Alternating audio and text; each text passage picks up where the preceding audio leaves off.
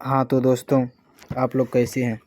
उम्मीद है आप लोग खैरियत से होंगे और आप लोगों का सीटेट का तैयारी चल रहा होगा। और जैसा कि आप सबों को पता है कि हम लोग बाल विकास एवं शिक्षा शास्त्र पढ़ रहे थे।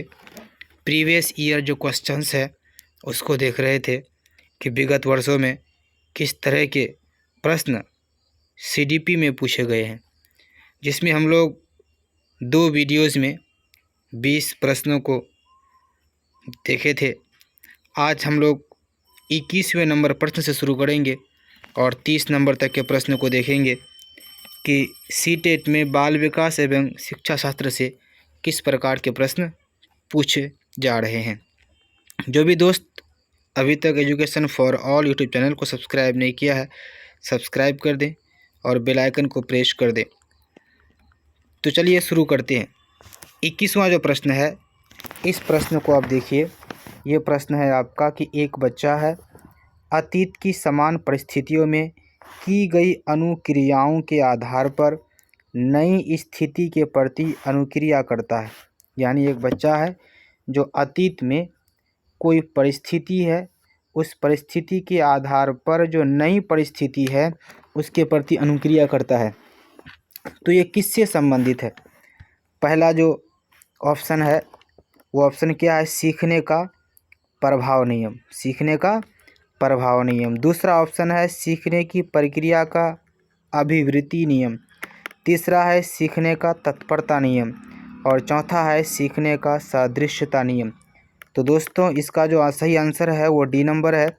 ये जो ऊपर की आपने कथन पढ़ा, ये सीखने का सादृश्यता नियम पर आधारित है। चलिए इसको और भी डिटेल के साथ देख लेते हैं। सीखने का सादृश्यता नियम के अनुसार एक बच्चा किसी नवीन परिस्थिति या समस्या के उपस्थित होने पर उससे मिलती जुलती अन्य परिस्थिति का स्मरण करता है कि जिससे वह पहले भी अनुभव कर चुका है। वह उसके साथ वैसी ही प्रतिक्रिया करेगा जैसा कि उसने पहली परिस्थिति एवं समस्या के साथ की थी। चलिए 22वां प्रश्न देखते हैं। डैश है, पहले खाली जगह है, फिर उसके बाद है कि प्रतिभाशाली होने का संकेत नहीं है। यानी जो नीचे 4 ऑप्शन है, इस 4 ऑप्शन में कौन सा ऑप्शन ये दिखाता है कि कोई बच्चा प्रतिभाशाली नहीं है? पहला ऑप्शन है दूसरों के साथ झगड़ना। दूसरा ऑप्शन है अभिव्यक्ति में नवीनता। तीसरा जो ऑप्शन है वो जिज्ञासा है और चौथा ऑप्शन है सृजनात्मकता विचार। तो जाहिर सी बात है आप लोग भी समझ गए होंगे कि दूसरों के साथ झगड़ना ये प्रतिभाशाली होने का संकेत नहीं है। चलिए इसका भी व्याख्या देख लेते हैं। प्रतिभाशाली बालक अपने समवयस्कों के साथ सौहार्दपूर्ण व्यवहार करता है, उनका सहयोग करता है और उनके साथ सामंजस्य स्थापित करता है, ना कि दूसरों के साथ झगड़ा करता है। दोस्तों 23वें प्रश्न की ओर आ रहे हैं। विशेष आवश्यकता वाले बच्चों को शिक्षा उपलब्ध कराई जानी चाहिए। यानी कोई एक ऐसा बच्चा है जिसको शिक्षा प्राप्त करने में कोई विशेष आवश्यकता चाहिए, तो उसके लिए ये दिया गया है कि विशेष आवश्यकता वाले बच्चों को शिक्षा उपलब्ध कराई जानी चाहिए। यानी किस प्रकार का शिक्षा उपलब्ध कराई जानी चाहिए, उसके लिए क्या व्यवस्था किया जाना चाहिए। तो देखते हैं ऑप्शन को। पहला है कि विशेष विद्यालयों में विशेष बच्चों के लिए विकसित पद्धतियों द्वारा, यानी एक विद्यालय भी उसके लिए विशेष होना चाहिए और वहाँ पर जो विशेष बच्चा है उसके लिए एक विकसित सिस्टम भी होना चाहिए। दूसरा ऑप्शन है विशेष विद्यालय में।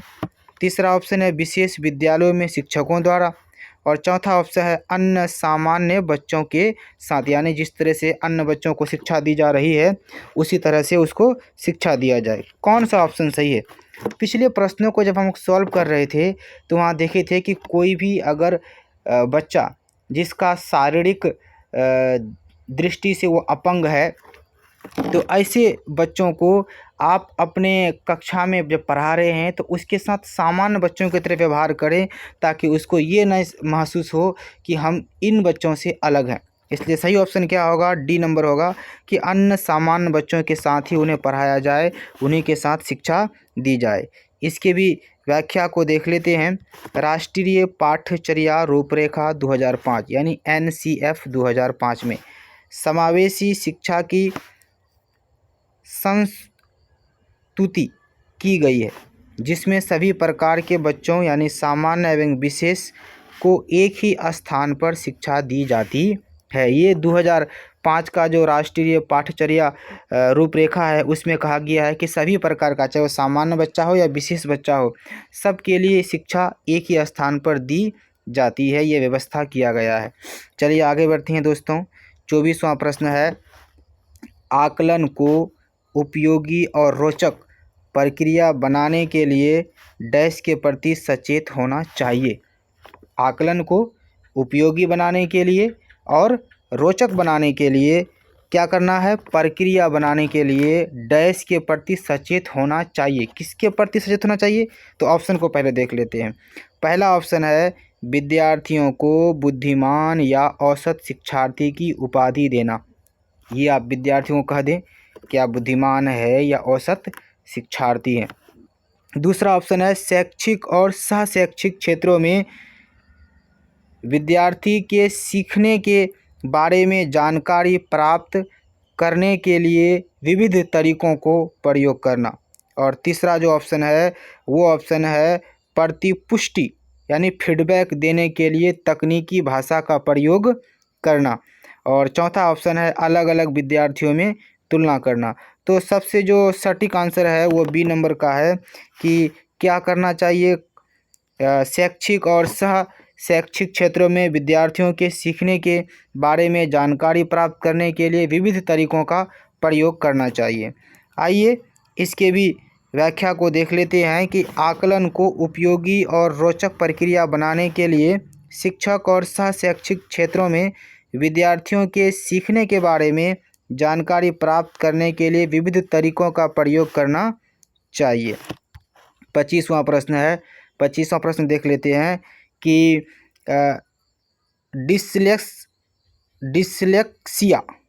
डिसलेक्सिया किससे संबंधित है?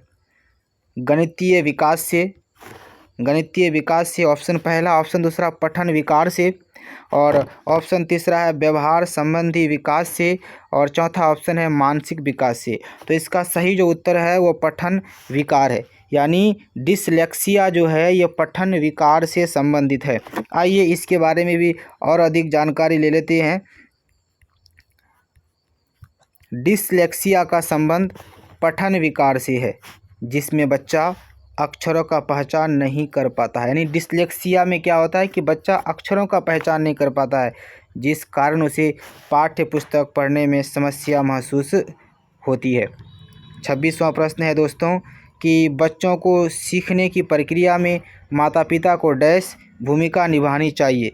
यानी माता पिता को किस प्रकार की भूमिका निभानी चाहिए? पहला ऑप्शन है अग्रोन्मुखी, दूसरा है सहानुभूतिपूर्ण, तीसरा है तटस्थ, और चौथा है नकारात्मक।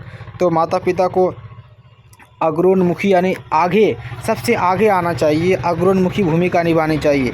आइए इसको भी देख लेते हैं। बच्चों को सीखने की प्रक्रिया में माता पिता को अग्रोन्मुखी भूमिका निभानी चाहिए तथा उन्हें और अच्छा करने के लिए प्रोत्साहित करते रहना चाहिए।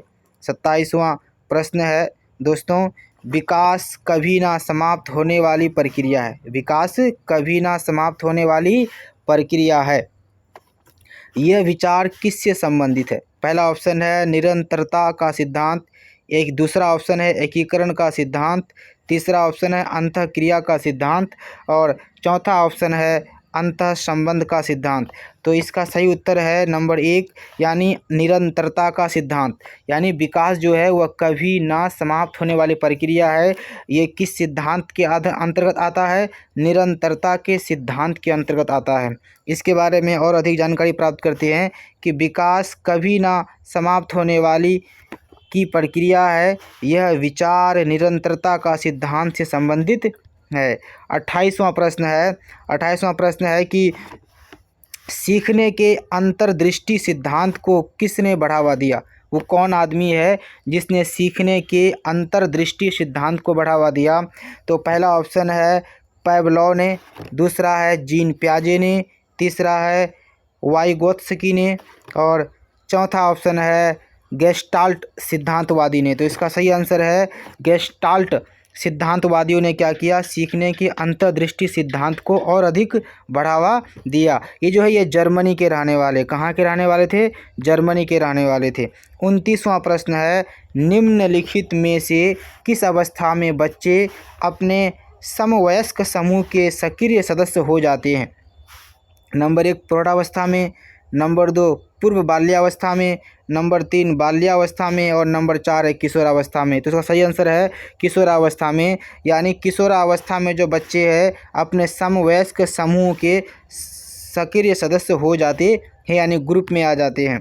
और आज का अंतिम प्रश्न है 30वां प्रश्न, बच्चों के बौद्धिक विकास की 4 विशिष्ट अवस्थाओं की पहचान की गई है।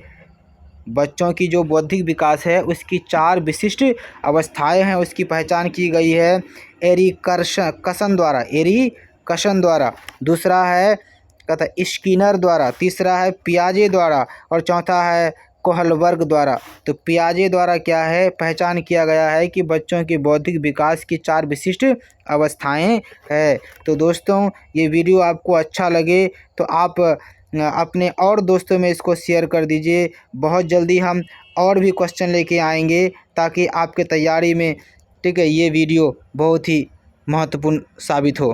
धन्यवाद।